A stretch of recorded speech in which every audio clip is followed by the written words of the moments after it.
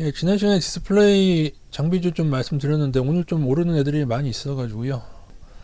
물론 요러다가 말 수, BH인데요. 요러다가 말 수도 있습니다. BH도 하도 이제 오르는 거 갔다가 떨어져서. 근데 요 BH도 이렇게 오르지 않는 조금 보십시오. 지금 그 디스플레이 국가 첨단 산업 편입한 뒤에 외국인 동향은 그렇게 좋지 않습니다만은 이제 보통 이제 중소형 애들은 기관이 올리는 경우도 있고 펀드가 들어오면 또 달라질 수가 있어가지고요. 예, LX 세미콘도 좋죠. 그리고 솔브레인 얘는 2차전지랑도 관계가 있죠. 이제 디스플레이가 이제 2차전지랑 맞물리면서 얘네들이 어차피 좀 바닥권인 애들이 많고 뭐 저평가 솔브레인은 그렇게 아주 저평가는 아니지만은 일부 장비 업체들 굉장히 저평가인 애들 꽤 많습니다. 그리고 말씀드린 종목 중에 주성이 급등을 했네요. 그죠? 그러니까 여러분 바닥권에서 저평가를 잡으면 이렇게 오를 수가 있다는 말씀 드리고 싶고요. 디스플레이 좀 꿈틀거리고 있습니다. 아직도 많을 것 같은데 종목들. ENF는 4% 오르긴 했는데 약하네. 그죠 얘는.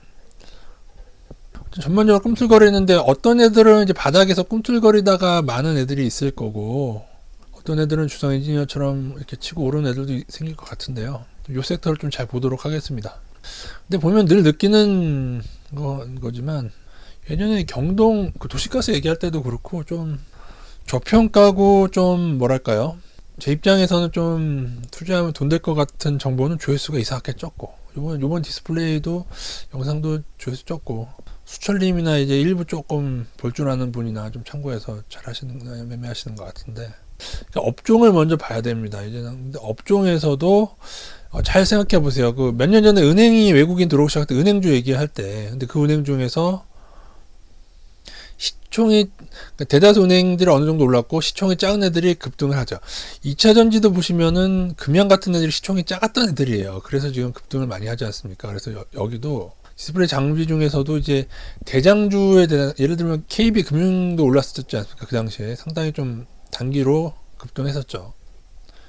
은행 업종에 갈 때가 있고 업종별로 돌아가면서 가기 때문에 좀 봐야 돼. 물론 이러다가 꺾이는 경우도 있을 수는 있습니다만은 그리고 저평가였잖아요. 은행도 그랬고 다 저평가이기 때문에 먹고 나오기 참 좋은 종목들이 많았고 여전히 화학이 거의 다 업종별로 괜찮을 때 다 올랐는데 화학도 이제 LG 화학이 오르긴 했지만은 중소화학은 못 오른 애들이 되게 많거든요. 근데 그런 애들도 그런 애 중에 정리식 하시는 분들은 적자는 빼고 흑자 종목으로만 잘 보시면은 나중에 괜찮을 겁니다. 어차피 돌아가면서 그런 거니까요.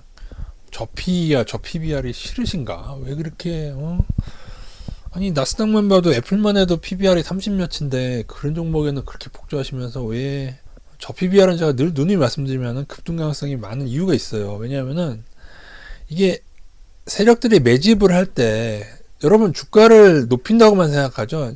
세력이 여러분 없어져야 되는 이유가 주가를 낮춰서 급등하기 전에 오를 때까지 진하게 누릅니다. 지금 뭐 ENF 테크놀로지가 그렇다는 얘기는 아니고요. 얘는 이제 올랐다가 떨어진 거고 옛날에가 좀 이때가 고평가를 만들어낸 거였겠죠.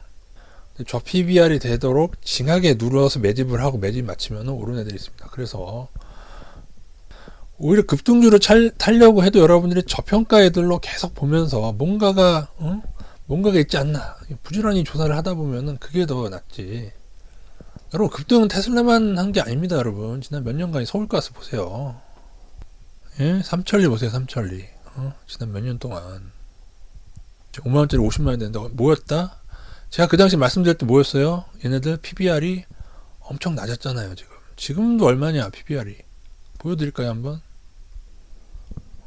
여러분 10배를 급등했는데 PBR이 1.4예요 2, 3년 대비 10배 급등했는데 물론 그때가 PBR이 뭐 0.14는 아니었겠지만 0.2 몇이었지 않습니까? 0.3 아래 근처였잖아요.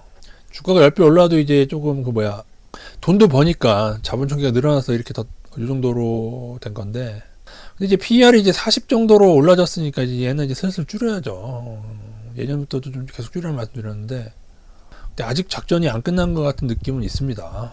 여러분 디스플레이 업종 잘 찾아보시면은 PBR이 0.7인데다가 이 PER이 한 10 정도 되는 애들 있어요. 이 정도면 굉장히 저평가거든요. 그런 애들 중에 잘 찾아보시면 또 있을 겁니다. 제가 말한 종목 말고도 어디선가 디스플레이 좀 대박이 날 것 같은 느낌이 듭니다.